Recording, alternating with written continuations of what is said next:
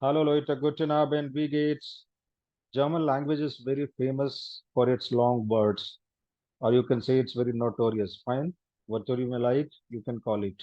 Fine, मगर ये long words जो बड़े बड़े शब्द हैं जर्मन में, ये बनते कैसे हैं, आते कहाँ से हैं, इसी को आज सीखे हम. फाइन, तो शुरू करते हैं. द कॉन्सेप्ट नेम इज कंपोजिटा. कंपोजिटा क्या है? Basically the singular word is कंपोजिटुम, उसका प्लूरल कंपोजिटा. जैसे फॉर एग्जांपल, मीडियम को हम मीडिया बोलते हैं प्लूरल में, बैक्टीरियम को बैक्टीरिया बोलते हैं, उसी तरीके से. फाइन. सो कंपोजिटा इज बेसिकली कंपोजिट यानी compound. Fine. Right. So what is basically कंपोजिटुम? Ein Kompositum oder eine Zusammensetzung ist die Verbindung zwei oder mehreren Wörtern. मतलब a compositum is basically a combination of two or more words. Fine. First, alle Wortarten können miteinander kombiniert werden. Fine. That means what? First is not fast, it's almost all. First, alle Wortarten, yani almost all the parts of speech can be joined together. Right? Fine. अभी यहाँ पे देखिए, German language है ही ऐसे कि इसमें कंपोजिटिव बहुत सारे आते हैं. Fine. So it's very important to learn the concept. जैसे zusammensetzung. अब यहीं पे देखिए आप, zusammensetzung, यहाँ पे दो वर्ड्स है, zusammen plus setzung. So this is a compositum, right? Wortarten, word plus art. Art is not art, art is type. So word type यानी parts of speech. Miteinander, so miteinander मतलब with each other, right? So this is what is called compositum. Fine. अब ये बनते कैसे हैं? अब इसका मतलब ये है कि दो शब्द एक साथ आएंगे तो एक नया शब्द बनेगा, या दो से ज्यादा आएंगे तो एक नया शब्द बनेगा. उसको हम बोलते हैं कॉम्पोजिटो. फाइन. अब ये कई तरीके से हो सकता है. जैसे there are so many parts of speech. So उसमें क्या है कि almost all the parts of speech can be joint with each other. Fine, जैसा हमने देखा. Fine. So the first category is, इसको हम कैटेगरी में सीखेंगे ताकि अच्छे से समझ में आए. First category is substantive plus substantive. Substantive क्या होता है? नाउन. ठीक है. फाइन. सो अभी इसमें सबसे जरूरी बात यह है कि जैसे मान लीजिए दो शब्द है, ठीक है, दो नाउन से. सो जो नया वर्ड बनेगा उसका आर्टिकल क्या होगा? जर्मन में वैसे भी every noun has an article, you know that. So जो नया वर्ड बनेगा उसका आर्टिकल क्या होगा? जो सेकंड वर्ड होगा उसका, and that is called ground word. वो एक्चुअली बेसिकली उसका रूट वर्ड होता है. फाइन. राइट. सो डिशुला. डिशुला देर होफ, मतलब क्या बन गया? देर शूल Hoff.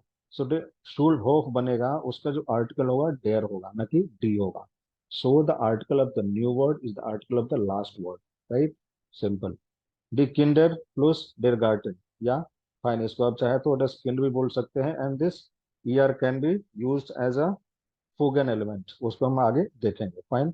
So that is kindergarten. You know all this. Die Tasche plus der Dieb. Die Tasche is bag plus der Dieb. Dieb is what? Thief. So Taschendieb यानी bag कौन चुराता है? That is pickpocket. So das Leder plus die Tasche. Leder is leather plus die Tasche. So नया word is die Leder Tasche, मतलब leather bag. And the article is the article of the last word. That is die. So die Leder Tasche. Der Abend plus das Brot, right?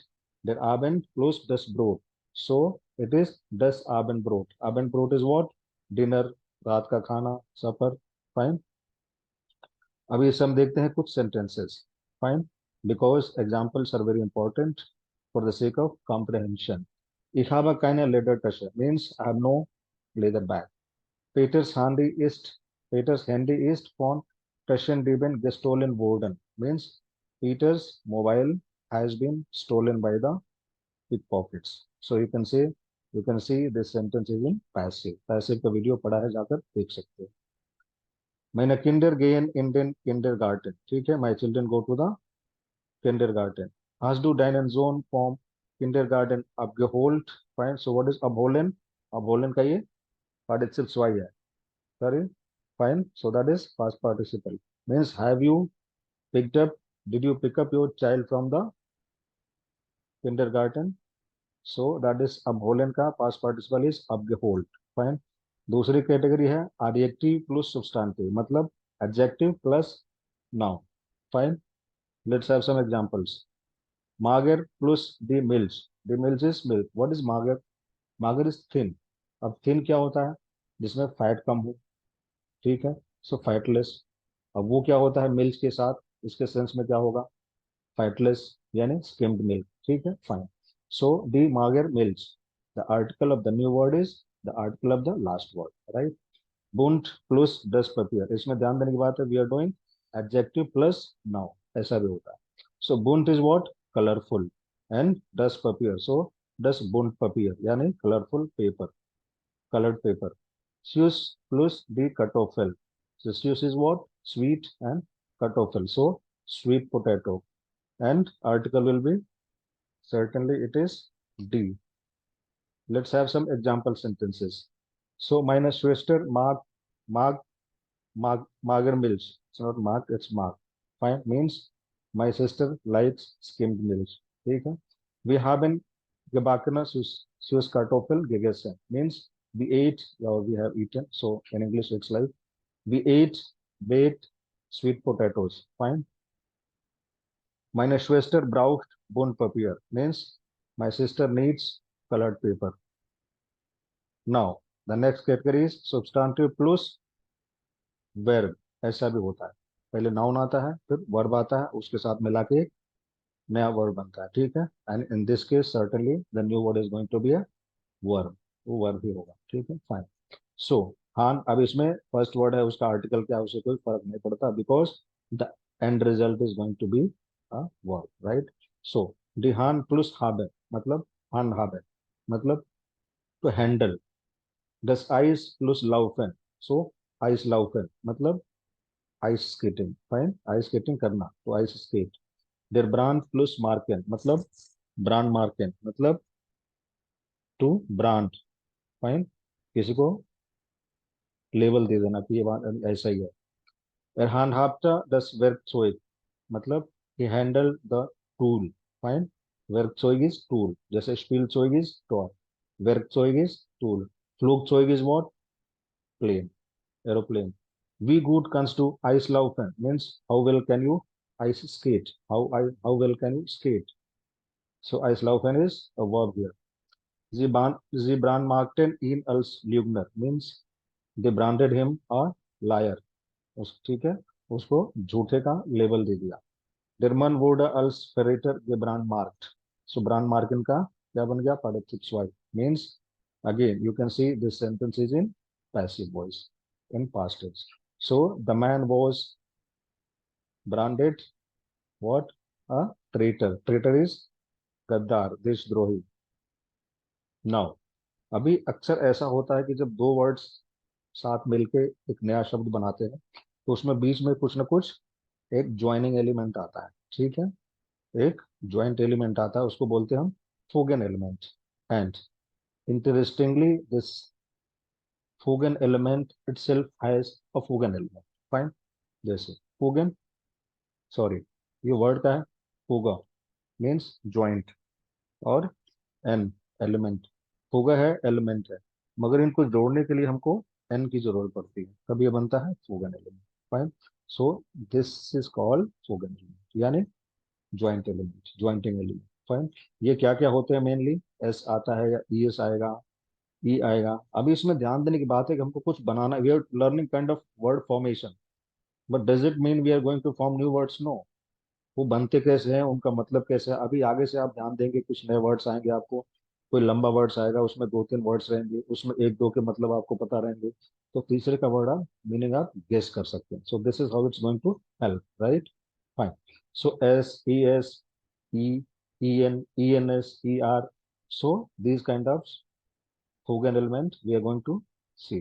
जैसे T फूगा plus N plus डस element, सो डस फूगन element का article क्या होगा, डस. Die Arbeit plus S, der Platz. We can't say der Arbeitsplatz. Arbeitsplatz means workplace.